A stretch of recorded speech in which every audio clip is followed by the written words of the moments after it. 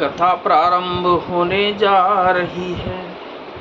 सुनो वीर हनुमान, आसन आए बिराजिए।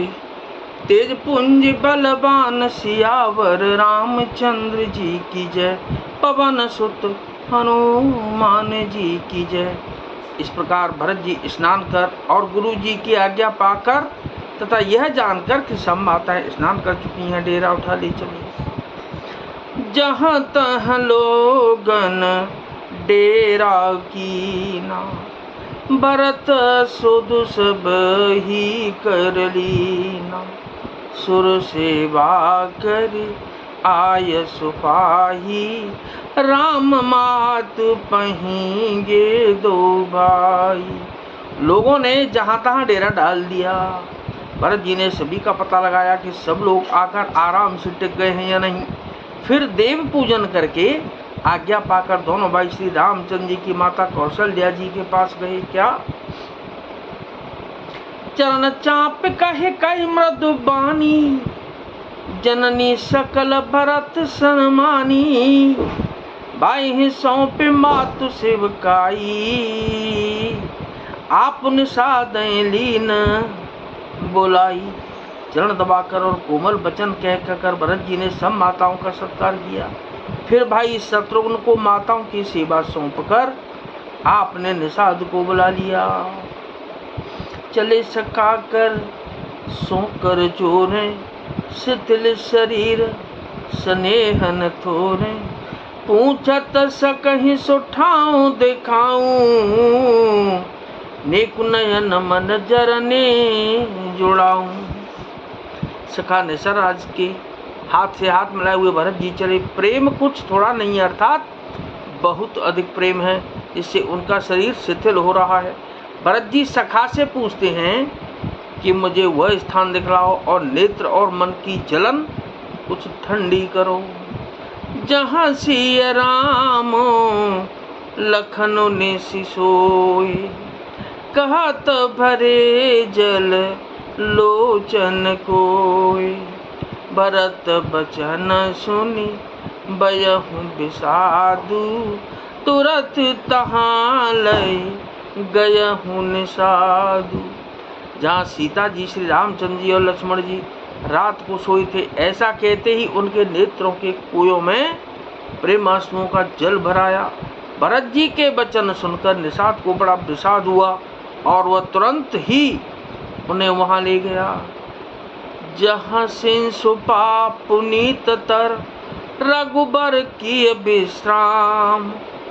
अति स्नेह सादर भरत कीन्हु दंड, प्रणाम सियावर रामचंद्र जी की जय।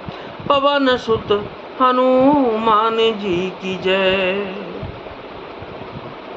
जहाँ पवित्र अशोक के वृक्ष के नीचे श्री रामचंद्र जी ने विश्राम किया था, भरत जी ने वहाँ अत्यंत प्रेम से आदर पूर्वक दंडवत प्रणाम किया। कुछ साथरी निहारे सुहाई, कीन प्रणाम प्रदक्षिण जाई।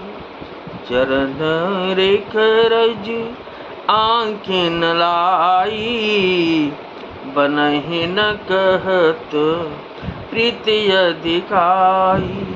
कुशों की सुंदर साथी देखकर उसकी प्रदक्षिणा करके प्रणाम किया। श्री रामचंद्र जी के चरण चिन्हों की रज आंखों में लगाई। उस समय के प्रेम की अधिकता कहते नहीं बनती। कनक बिंदु दुहि चारिक देखें, राखे शीस सीय समलेखें।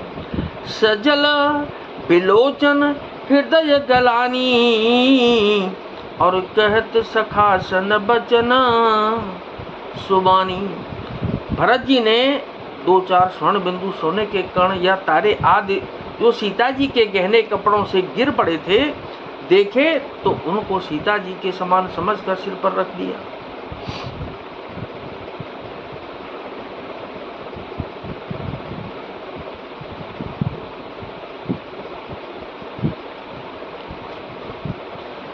उनके नेत्र प्रेमाश्रुओं के जल से भरे हैं और हृदय में ग्लानि बनी है। वे सखा से सुंदर वाणी में ये वचन बोले, क्या सिरहत सिंह बिरह दुतहीना, जथा अवध नर नारी बिलीना।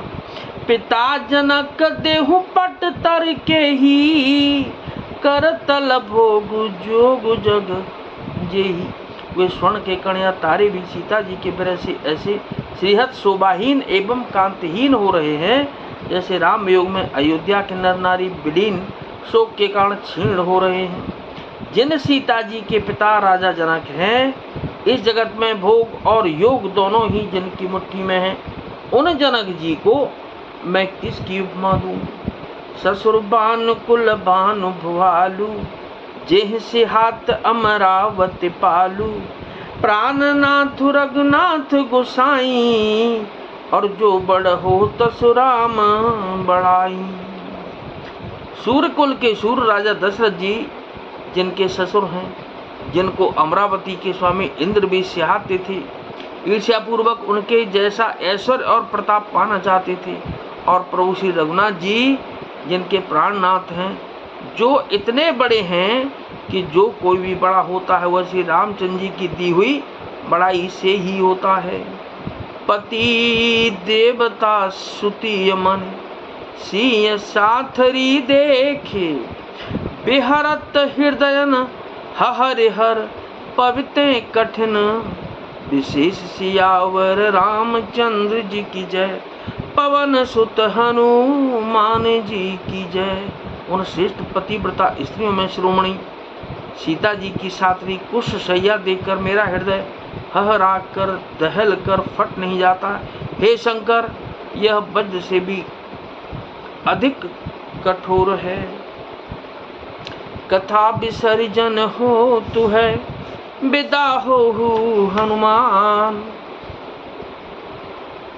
राम लखन और जानकी मैया, सदा करें कल्याण सियावर। रामचंद्र जी की जय, पवन सुत हनुमान जी की जय।